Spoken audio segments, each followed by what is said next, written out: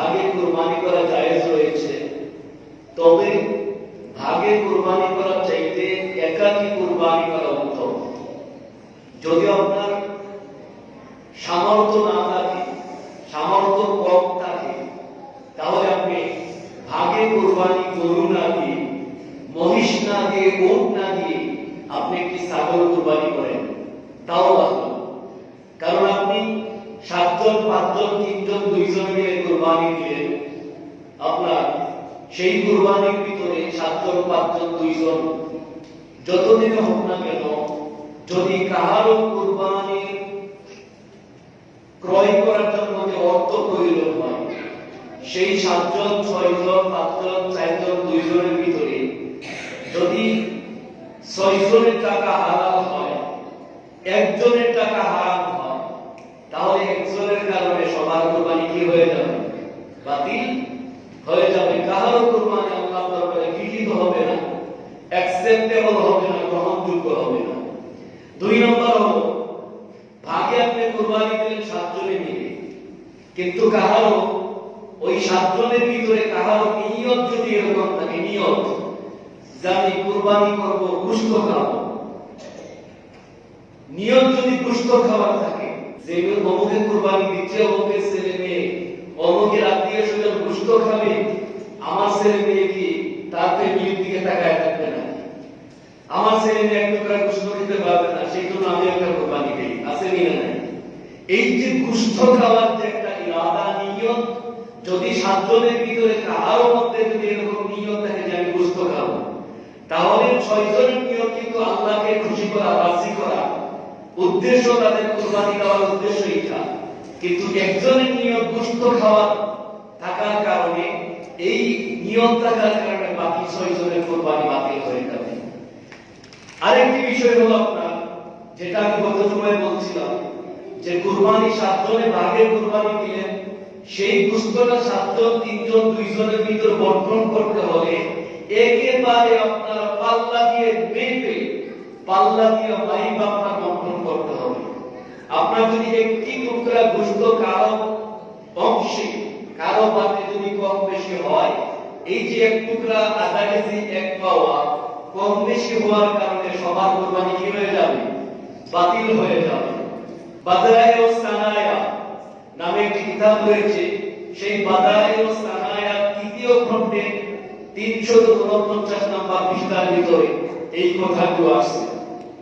প্রিয় হাজিরিন, আমরা গত সময় আলোচনা করেছিলাম কুরবানি এবং আকিকা, এটাও জায়েজ আছে, অনেকগুলো হাদিস আছে। তবে একটা কুরবানির ভিতরে 6 ছেলে 7 ছেলের নাম ঢুকিয়ে দেওয়া যাবে না। আপনি চাইলে 2-3টা নাম কুরবানির ভিতরে আকিকা হিসেবে ঢুকিয়ে দিতে পারবেন, অসুবিধা নেই। কুরবানি এবং আকিকা জায়েজ রয়েছে একসঙ্গে। সেটা আপনার দলিল হলো মুসান্নাদ আব্দুর রাজ্জাক হাদিস নাম্বার 7969 এবং আবু দাউদ শরীফের হাদিস নাম্বার 2842 এবং নাসাই শরীফের 7 নম্বর খণ্ডে 162 নম্বর পৃষ্ঠা, মুসান্নাদ আবি শাইবা 12তম খণ্ডে 325 নম্বর পৃষ্ঠা, 24727 এবং 12945 নম্বর হাদিস, অনেকগুলো কিতাবের রেফারেন্স রয়েছে। প্রিয় হাজির, এখন আমরা জানি কুরবানির পশু, কেমন পশু কুরবানি করতে হবে। উত্তম হৃষ্টপুষ্ট পশু আল্লাহর জন্য, আল্লাহর রাস্তায় কুরবানি করতে হবে। কেননা আমরা আল্লাহর রাস্তায় যদি উত্তম যে কোনো জিনিসের যেটা শ্রেষ্ঠ সেটা যদি দান করি, আল্লাহ পাক রব্বুল আলামিন অতীব তাড়াতাড়ি সেটা গ্রহণ করেন, কবুল করেন। চিল্লায়ে বলি সুবহানাল্লাহ। কুরবানির পশু হতে হৃষ্টপুষ্ট। মুসনাদ আহমদ 6ষ্ঠ খণ্ডের 144 নম্বর পৃষ্ঠা এবং ফতোয়া আলমগীর 5ম খণ্ডের 297 নম্বর পৃষ্ঠার ভিতরে এই কথাগুলো আসছে। আপনি কুরবানির পশু সুন্দর দেখে, সুদর্শন দেখে, হৃষ্টপুষ্ট দেখে আপনি কিনবেন। কেননা এই পশুটা হাসরের ময়দানে আপনার আমার, যখন আপনি আমি ফুলসিরাতের ফুল পার হব, সেই কুরবানির হৃষ্টপুষ্ট পশুটা আপনাকে আমাকে বিজলির ন্যায় চোখের সুবহানাল্লাহ। প্রিয় হাজিরিন, এখন আমরা গুরুত্বপূর্ণ একটি মাসআলা জানি। ল্যাংড়া পশু বা খুরা পশু, ল্যাংড়া পশু বা খুরা পশু দিয়ে কুরবানি করলে হবে না। আপনার একটা পশুর পা থাকে চারটা, সেই চারটা পায়ের ভিতরে যদি একটা পা খুরা হয়, ল্যাংড়া হয়, এমন ল্যাংড়া যে সেই পাটি মাটির মধ্যে লাগাতে পারেন না, আপনার সেই পায়ের মধ্যে ভর দিতে পারেন না, ভর করে দাঁড়াতে পারেন না, এমন খুরা বা ল্যাংড়া পশুকে কুরবানি করা জায়েজ নেই। দলিল জামে তিরমিজি ষষ্ঠ খণ্ডের 323 নম্বর পৃষ্ঠা, সুনানে আবু দাউদ 387 নম্বর পৃষ্ঠা, রুদ্দুল মুখতার ষষ্ঠ খণ্ডের 323 নম্বর পৃষ্ঠা এবং ফতোয়া আলমগীর পঞ্চম খণ্ডের 297 নম্বর পৃষ্ঠা। এখন আমরা জানি যে দাঁত নাই এমন পশু দিয়ে কুরবানি করলে হবে কি। আপনার একটা পশু আছে, তার কম বয়স 2 বছর হয়ে গেছে। আমরা গত জুমায় বলছিলাম যে কুরবানির পশুর জন্য আপনার উটের জন্য 5 বছর এবং গরু মহিষের জন্য 2 বছর এবং ভেড়া বা ছাগলের জন্য 1 বছর। একটা গরুর যদি বয়স হয়ে যায় 2 বছর, যদি দাঁত নাও থাকে, এরপর ওইটাকে কুরবানি করা কি জায়েজ।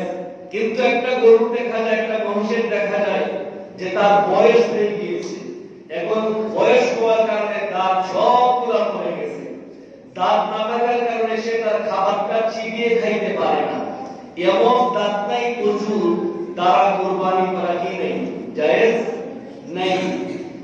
আপনার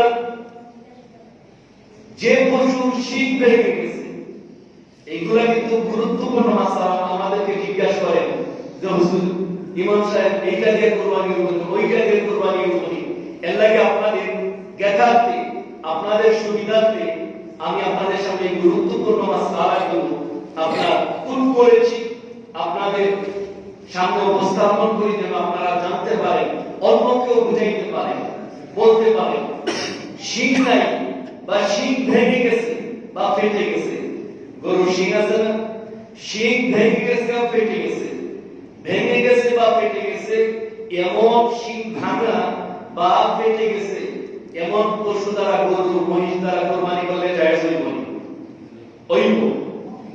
কথা বুঝুন, যদি কোন গরুর শিং একেবারে গোড়া থেকে ভেঙে যায়, মানে গুড়িটা কি ভেঙে যায়, আপনারা আমার কথা বুঝুন কি নাচলের ভাষা বলেন, যদি কোন গরুর শিং একেবারে মূল থেকে গোড়া থেকে ভেঙে যায়, সেই মূল থেকে গোড়া থেকে ভেঙে যাওয়ার কারণে তার মস্তিষ্কের মধ্যে আঘাত পেয়েছে, এমন গোড়া থেকে ভেঙে যাওয়ার কারণে যে পশু ভেঙে গেছে সেই পশু দ্বারা কুরবানি করলে কি হবে না, জায়েজ হবে না।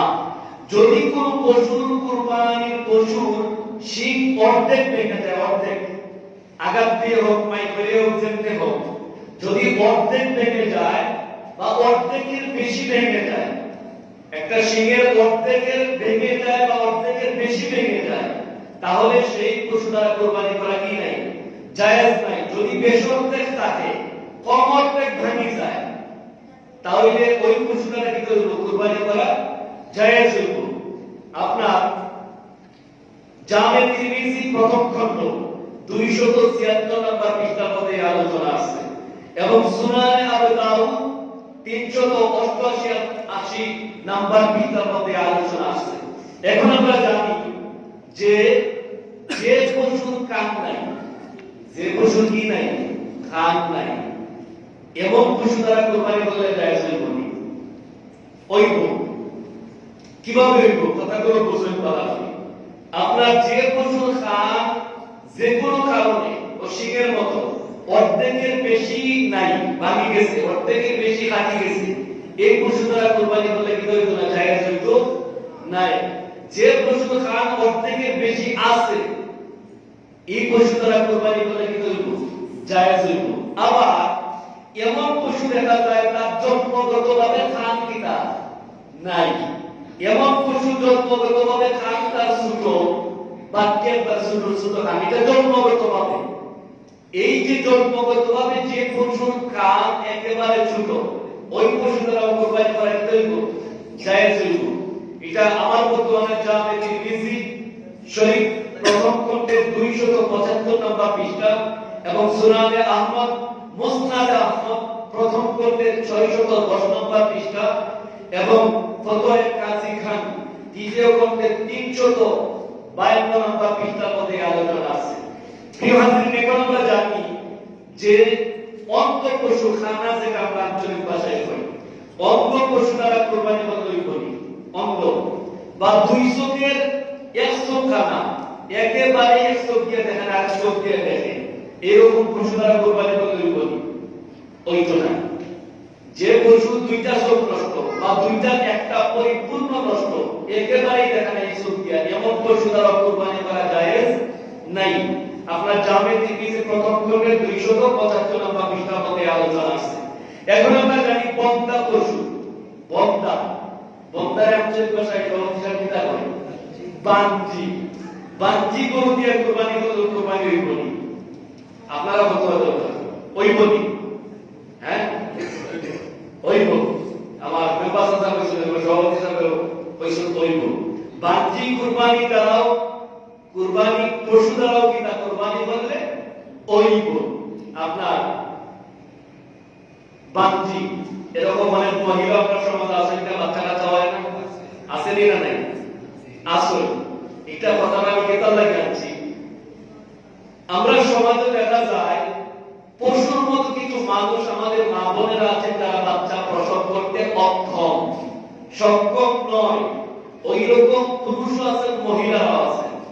তো ওই রকম ফ্যামিলিদেরকে নিয়ে, ওই রকম ব্যক্তিদেরকে নিয়ে আমরা অনেক সময় হাসি ঠাট্টা উপহাস পরিহাস করি, তাদেরকে নিয়ে করি না, করি না? ওই আমরা তারা ঠাট্টা মিত্র হয়ে আসা আসি করি, ক্রিটিসাইজ হয়ে আসে না নাই? প্রিয় হাজিরিন, আসলে এটা আমার লাগি একটা দুর্ভাগ্যজনক বিষয়। কোন মানুষের বাচ্চা কাচ্চা ছেলে সন্তান দান করেন তিনি, তিনি একজন, তিনি কে? আল্লাহ। আল্লাহ। এর পিছনে মানুষের কোন হাত আছে? কোন হাত নাই। এটা আমার কথা না, আল্লাহ কোরআন শরীফের মধ্যে বলতেছেন, ইয়াহাবু লিমান ইয়াশাউ ইনাসা ওয়া ইয়াহাবু লিমান ইয়াশাউ যুকুর আও ইউযাওবিজুহুম যুকরানা ওয়া ইনাসা ওয়া ইয়াজআলু মান ইয়াশাউ আকিমা। আবিটা এই আয়াত কোরআন শরীফ আছে কিনা নাই? প্রিয় মুসলমান ভাইরা, আমার আল্লাহ পাক রব্বুল আলামিন বলেন, পৃথিবীর মানুষ শোনো, শোনো, আমি আল্লাহ পাক যাদেরকে ইচ্ছা করি তাদেরকে ছেলে সন্তান দান করি, যাদেরকে ইচ্ছা করি আমি আল্লাহ পাক মেয়ে সন্তান দান করি, আবার যাদেরকে ইচ্ছা করি তাদেরকে ছেলেও দান করি, মেয়েও দান করি, আবার যাদেরকে ইচ্ছা করি তাদেরকে ছেলেও দেই না, মেয়েও দেই না, মাতৃ রেখে দেই। যাদেরকে আল্লাহ ইচ্ছা করি ছেলেও দেই না, মেয়েও দেই না। তাহলে এই যে আমাদের সমাজে আখুরা বা মানজি মানুষ আছে, এরা লইয়া আমরা পরিহাস করি। আপনি আমি এরা লইয়া পরিহাস করার কারণে যদি এইটার মনের মাঝে বিন্দুটাকে যারা পরিমাণ কষ্ট যায়, এর হিসাব আপনার আমার আল্লাহর দরবারে দেওয়ার পরিমাণ রাখতে নাই। এর লাগে বিজ্ঞাপন। আপনি আমি যারা বাচ্চা কাচ্চা নাই, এরা নিয়া হাসাহাসি ঠাট্টা বিদ্রুপ করতাম না, গাল মন্দ করতাম না, গালি মন্দ গাল দিতাম না, তারার লাগি দোয়া করতাম। কিতা করতাম? দোয়া করতাম যে আল্লাহ আমার বাচ্চা কাচ্চা নেই, তোমার বাচ্চা কাচ্চা নাই, দোয়া করি আল্লাহ যেন তোমার বাচ্চা কাচ্চা দান করবে।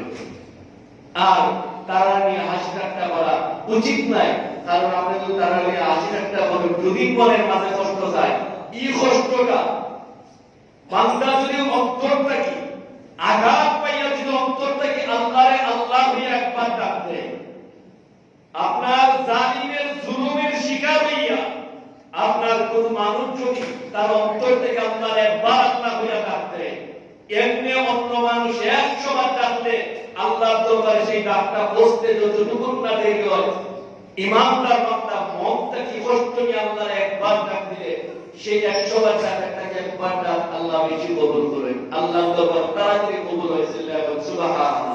আলহামদুলিল্লাহ কি যারা বাচ্চা একটা না আমি আমরা একটা তামিল করতাম না। আল্লাহ পাক আমরা হেফাজত করতে হোক আমিন। তো মানসি গরু দ্বারা কুরবানি করা জায়েজ, যেরকম রুদ্দুল মুহতার ষষ্ঠ গ্রন্থের 325 নম্বর পৃষ্ঠার মধ্যে এই আলোচনা আছে। এখন আমরা জানি প্রিয় হাজির যে গর্ভবতী, হামেলা, প্রেগন্যান্ট এইরকম গাভী দ্বারা, পশু দ্বারা, গরু দ্বারা কুরবানি করা জায়েজ আছে কিনা নাই? জায়েজ আছে কি?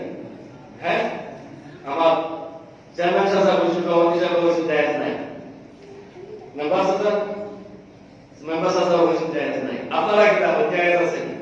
গর্ভবতী, প্রেগন্যান্ট, হামেলা, যেটা গর্ভবতী এইরকম পশু দ্বারা কুরবানি করা জায়েজ আছে কি? জায়েজ আছে, জায়েজ আছে। এটা আমার কথা নাই, আমি আপনার সামনে ব্যক্তিগতভাবে কোনো কথা কই না। এটা আপনার ফতোয়ে কাজী খান নামে একটা ফতোয়ার কিতাব আছে, সেই কিতাবের 350 নম্বর পৃষ্ঠার মধ্যে আলোচনা আছে। যদি কোন পশুর প্রেগন্যান্ট থাকে, আপনার গর্ভবতী থাকে, সেটা দিয়ে কুরবানি করা জায়েজ। তবে জবাই করার পরে, ওইটাকে কাটার পরে যদি পেট থেকে জীবিত বাচ্চা বের হয়, জীবিত কথা বুঝছেন, আপনারা ফতোয়া দিতে পারবেন। যদি কেউ আপনাদের ফতোয়া না মানে আমার কাছে পাঠিয়ে দেবেন, এটা মাসআলা বলতেছি। আপনার যদি কুরবানির পশু প্রেগন্যান্ট থাকে, তার ভিতর বাচ্চা থাকে, সেটাকে কুরবানি করা জায়েজ আছে। কুরবানি করার পরে সেটার ভিতরে, পেটের ভিতরে যে বাচ্চা আছে, যদি সেই বাচ্চা জীবিত থাকে, তাহলে সেই বাচ্চাকেও কি করতে হবে? কুরবানি করতে হবে। তবে আপনার যদি যে বস্তুটা, কুরবানির পশুটা গর্ভবতী কিন্তু প্রসবের সময় একেবারে সন্নিকটে, একেবারে কাছে চলে আসছে, ধরেন 15 দিন, 20 দিন, 1 মাস, 2 মাস এইরকম আছে, এই ধরনের পশু দ্বারা কুরবানি করা কি নাই? জায়েজ নাই, মাকরুহ। যে পশুটা একেবারে কাছাকাছি চলে আসে, প্রসব করে ফেলবে বাচ্চা, এই ধরনের পশু দ্বারা কুরবানি করা কি? মাকরুহ। প্রিয় হাজিরিন, এখন আমরা জানি যে কুরবানির পশু আমরা কিনলাম কুরবানি করার জন্য, কুরবানির পশু আমরা কিনলাম, কেনার পরে একেবারে হৃষ্টপুষ্ট সুন্দর থেকে কুরবানির পশু কিনলাম, কিন্তু কেনার পরে দেখা গেছে বাড়িতে আনার পরে এটার মধ্যে ত্রুটি, দোষ ধরা পড়ছে। এরকম অনেক সময় হয় না? বাজার থেকে আনছি ভালো দেখা, কিন্তু বাড়িতে আনার পরে 10 জনের চোখ পড়ছে, 5 জনের চোখ পড়ছে, যখন দেখা যায় আপনার, তখন দেখা যায় আপনার একটা দোষ ধরা পড়ছে, ত্রুটি ধরা পড়ছে। এখন আপনি কি করবেন? এই পশু দ্বারা কুরবানি করা জায়েজ হইব না। কিনে আনছেন আপনি বাজার থেকে, কিন্তু বাড়িতে আনার পরে দোষ ধরা পড়ছে, এটা দিয়ে কুরবানি করলে হইব না? ওইতো নাই বা ওইব, কিলা ওইতো নাই। আমি কইলাম, যদি ব্যক্তি সামর্থ্যবান হয়, যে ব্যক্তি কুরবানি দিবা, এই ব্যক্তি যদি সামর্থ্যবান হয়, ধরিলাম 3 দিনের ভিতরে যার কাছে নেশাব পরিমাণ সম্পদ থাকবো, যে পরিমাণ সম্পদের মালিক 3 দিনের ভিতরে নেশাব পরিমাণ সম্পদের মালিক যে হইবা, তার উপরে কুরবানি করা কি ওয়াজিব। আমি ইমাম সাহেব ধরিলাম আমার কাছে 10 জিলহজ, আপনার 11 জিলহজ, 12 জিলহজ, আপনারা আমার কিছু টাকা দিছেন, দেখা যায় 3 দিনের ভিতরে আমি কুরবানি দেওয়ার পরিমাণ টাকা আমার কাছে আছে, এখন আমার উপরে কি কুরবানি করা ওয়াজিব। আমি কুরবানি একটা দিয়ে দিলাম, কিন্তু দেখা যায় কিনে আনলাম, আনার পরে দেখা যায় এটার ভিতরে দুষ্ট ধরা পড়ছে, এখন আমি কি দাওয়াত দিলাম, আর আমার কাছে যে কিছু আছে কিছু দিলাই, আমার তো সব তো শেষ। এইরকম সামর্থ্যবান ব্যক্তি যদি না হয়, মানে অসামর্থ্য ব্যক্তি বা, তাহলে ওই ব্যক্তি যে পশু কিনে আনছেন, এই পশু দ্বারা কুরবানি করতে কি জায়েজ হইব। আর যদি দেখা যায় না, ও জন্মনি ভাইয়ের মতো, সভাপতি সাহেবের মতো, এর মধ্যে আপনার মেম্বার মতো, আপনারা যারা সামর্থ্যবান ধনী মানুষ আছে, আপনারা মতো সামর্থ্যবান ব্যক্তি যদি হয়, তাহলে এই যে ত্রুটি দোষ ধরা পড়ছে, এই দোষ ত্রুটিযুক্ত কুরবানির পশু দিয়ে কুরবানি করা জায়েজ হবে। এর স্থলে আরেকটা পশু কিনে আনা লাগবে, বুঝছেন কথা? যদি গরিব হয় তাহলে এটা দিয়া দিলে হইব, আর যদি তাই সামর্থ্যবান হয় তাহলে এটা দিয়া কুরবানি করলে হইতো না, আপনার নতুন আরেকটা কিনে আনা লাগবে। এই মাসআলা হইল গিয়া, এই আলোচনা হইল গিয়া বাদায়ে ও সানায়া নামে একটা কিতাব আছে সেই কিতাবের চতুর্থ খণ্ডের 216 নম্বর পৃষ্ঠা এবং রৌদ্রুল মুখতার ষষ্ঠ খণ্ডের 325 নম্বর পৃষ্ঠা। প্রিয় হাজিরিন, এখন আমরা জানি এই যে মাসআলাগুলো আমি বলছি আপনারা সামনে উপস্থাপন করলাম, গুরুত্বপূর্ণ না গুরুত্বপূর্ণ না? গুরুত্বপূর্ণ। এখন আমরা জানি যে কুরবানির পশু আমরা কিনে আনলাম, কিন্তু আনার পরে দেখা যায় কুরবানির পশু চুরি হয়ে গেছে। হয় না? চুরি করে নিল কি? আমি কুরবানির পশু কিনছি, বাজার থেকে কিনে আনছি, বাবার ঘরের একটা আছে, এটা কুরবানি দিতাম, বুঝছেন? এখন এটা চুরি নিছে কি তা কথা? এই যে বাজার থেকে কুরবানি করার জন্য ক্রয় করে পশু আনলাম, আনার পরে চুরি হয়ে গেল, এখন আমি কি করব? যে ব্যক্তি সামর্থ্যবান সে ব্যক্তি আরেকটি পশু কি করবে? উভয় ব্যক্তি, সামর্থ্যবান এবং অসামর্থ্যবান উভয় ব্যক্তি আরেকটি পশু কি করবে? ক্রয় করবেন। যে ব্যক্তির উপরে কুরবানি ওয়াজিব নাই, কিন্তু তাই ইসলামের বিধান যাইছে মাথাত লইছে, এরকম মানুষ আছে নাকি? যে ব্যক্তির উপরে কুরবানি ওয়াজিব নাই, তাই নেশাব পরিমাণ সম্পদের মালিক নাই, কিন্তু যাইছে কুরবানি দেওয়ার ইচ্ছা হচ্ছে, কিন্তু দেখা যায় তার গরু চুরি হয়ে গেছে। আর একজনের কুরবানি দেওয়া ওয়াজিব, সামর্থ্য আছে, এর উপরে তো এমনি ওয়াজিব, এই অঞ্চলে এটাও চুরি হয়ে গেছে। দুইজনে আবার নতুন একটা পশু কিনে আনছে, আনার পরে যেটা আড়াইছি বা চুরি হয়ে গেছে, দেখা যায় ওই গরুটা বা পশুটা পাওয়া গেছে। এখন কি যাবো না? চুরি হওয়ার পরে আড়াই যাওয়ার পরে আরেকটা কিনে আনছে, আগেরটাও পাওয়া গেছে, এখন দুইটাই গেছে নাকি? তখন কি যাবো আপনি? দুইটা খেয়ে দিবা। যে ব্যক্তি সামর্থ্যবান এই ব্যক্তি যে কোনো একটা দিতে হইব। যে ব্যক্তি টাকা আছে আরো 10টা কিনতে পারবা, কুরবানি যার উপরে ওয়াজিব, ওই ধর্মের ব্যক্তি এই দুইটা থেকে যে কোনো একটা পশু কুরবানি করলেও কুরবানি আদায় হয়ে যাবে। আর যার সামর্থ্য নাই, যাইছে তাই মাথা বুঝা লইছো, এই দুইটা কুরবানি করা লাগবে, বুঝছো কি? এখানে তবে এটা গরিবের উপরে জুলুম করা হইল নাকি? কইবা আপনার গরিবের উপরে জুলুম করা হইল না? দুইটা থেকে যে কোনো একটা, আর গরিবে দুইটাও দেওয়া লাগবে, জুলুম নাই। জি না, আপনার উপরে ইসলামের বিধান আসিন না, হুকুম আসিন না, হুকুম যেহেতু আপনার উপরে আসিন না, আপনি যাইছে আপনার মাথা কইছেন, এটা হলো আপনার ইসলামের পানিশমেন্ট, আপনার উপরে শাস্তি। ইসলামের কি শাস্তি? আপনাকে দুইটি পশু কি করতে হবে? কুরবানি করতে হবে। এটা হইল কিতাবের ফতোয়া, কিতাবের মাসআলা। প্রিয় হাজিরিন, আমার কথা না, এটা আপনারা দেখো অনেকে মনে হয় কি মাসা বানায় হয়, চিনা বানায় না। সুনানে বাইহাকি নামে একটা কিতাব আছে, সুনান বাইহাকি। আপনার সেই বাইহাকি শরীফের ৫ম খণ্ডের 244 নম্বর পৃষ্ঠার মধ্যে এই আলোচনা আসছে। এখন আর কি গুরুত্বপূর্ণ মাসআলা জেনে আমরা আজকের আলোচনা শেষ করব। প্রিয় হাজিরিন, আমাদের সমাজে অনেক এলাকায় দেখা যায় আপনার মুরুগ কুরবানি দেয়, আছে না নাই? মুরুগ কুরবানি দেয়, মুরুগ কুরবানি দেয়, মানে কি সামর্থ্য নাই, কয় কি তা ওকে গরু কুরবানি দেয় 3টা 4টা 5টা, আমার তো আর সামর্থ্য নাই, তাহলে একটা মুরুগ কুরবানি দিলাই। আছে না? আপনার এই ভাইটা এখন বুঝছি না, আমি অন্য জায়গায় মাঝে উঠছি যে ঈদের দিন মুরুগ কুরবানি দেয়। এই যে ঈদের দিন মুরুগ কুরবানি দেয়, এটা জায়েজ আছে কি? হ্যাঁ, জায়েজ নাই। কি নাই? জায়েজ নাই। ঈদের দিন মুরুগ কুরবানি দেওয়া জায়েজ নাই। তো এখন অনেকে প্রশ্ন করবা যে ঈদের দিন কি জায়েজ নাকি মুরুগ জবাই করাও কি জায়েজ নাই?